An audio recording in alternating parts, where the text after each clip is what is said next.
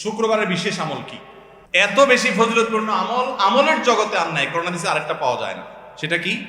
সেটা হলো নবী করিম সাল্লাল্লাহু আলাইহি ওয়াসাল্লাম বলেছেন, মান বাক্কারা ইয়াউমাল জুমআতি ওয়াবতাকার, যে ব্যক্তি জুমার দিন আগে আগে ঘুম থেকে উঠবে, ভোরে ফজর নামাজ জামাতের সাথে পড়বে, আগে আগে উঠবে, ওয়া গাসসালা ওয়াক্তাসাল, ফরজ গোসল হলে ফরজ গোসল করবে, নিজে উত্তম রূপে গোসল করবে, সাধারণ ফরজ গোসল না হলে সাধারণভাবে গোসল করবে, উত্তম রূপে গোসল করে পরিষ্কার করে জুমার দিন উপলক্ষে, এবং ওয়ামাশা ইলাল মসজিদি ওয়ালাম ইয়ারকাব, পায়ে হেঁটে মসজিদে যাবে, কোনো রিক্সা বাহনে গাড়িতে উঠবে না।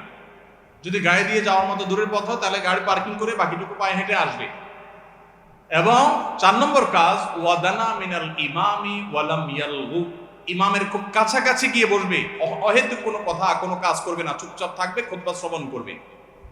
এই কাজ যদি করে 4 কাজ, তাহলে 4 কাজের প্রথম কাজ হলো আগে আগে ঘুম থেকে উঠা, ভোরে ফজর নামাজ জামাতের সাথে পড়া, উত্তম রূপে গোসল করা, পায়ে হেঁটে মসজিদে আসা, এবং ইমামের খুব কাছাকাছি গিয়ে বসা, আগে আগে মসজিদে আসা, এবং চুপচাপ থাকা, কোনো কথাবার্তা খুতবা চলাকালীন না বলা, কোনো অহেতুক কথা আড্ডা বাজি না করা। এই 4টা কাজ যদি কেউ জুমার দিন করতে পারে, নবী করিম সাল্লাল্লাহু আলাইহি ওয়াসাল্লাম বলেছেন, এই যে সে পায়ে হেঁটে মসজিদ পর্যন্ত আসলো তার বাসা থেকে, এই পুরা পথে আসতে যতগুলো স্টেপ তার দিতে হয়েছে, যতগুলো কদম তার রাখতে হয়েছে, প্রত্যেক স্টেপের বিনিময়ে, প্রত্যেক কদমের বিনিময়ে আল্লাহ তাআলা তাকে 1 বছর নফল রোজা রাখার আর 1 বছর রাতভর তাহাজ্জুদ পড়ার সওয়াব দান করবে।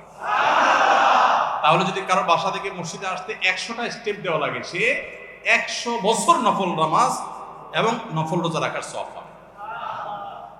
অনেক মুহাদ্দিসগণ বলেছেন, হাদিসে কোরআনে বিভিন্ন আমলের ফজিলতের কথা জানা যায়, কিন্তু এই একটা আমল, মাত্র 4টা কাজ বিশিষ্ট একটা আমল দ্বারা এত বিপুল পরিমাণ ফজিলতের কথা আরেকটা কোরআন হাদিসে খুঁজে পাওয়া যায় না।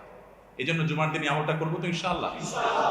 মা বোনরা যারা এই আমলটা করতে পারছেন না, তারাও এই সওয়াব পাইতে পারেন। কিভাবে? বাসার পুরুষদেরকে উদ্বুদ্ধ করে পাঠিয়ে দিবেন, আপনি সওয়াব পেয়ে যাবেন। অন্য মানুষদেরকে জানার জন্য এই বিষয়ে আলোচনা শেয়ার করে দিবেন, মানুষের মধ্যে জানাজানি ব্যবস্থা করবেন, আল্লাহ আপনাকে সওয়াব দান করবেন। আল্লাহ আমাদের সবাইকে সব আমলগুলো সঠিকভাবে বাস্তবায়ন করার তৌফিক দান করুন। জাযাকুমুল্লাহু খাইর ওয়া আলহামদুলিল্লাহি রাব্বিল আলামিন।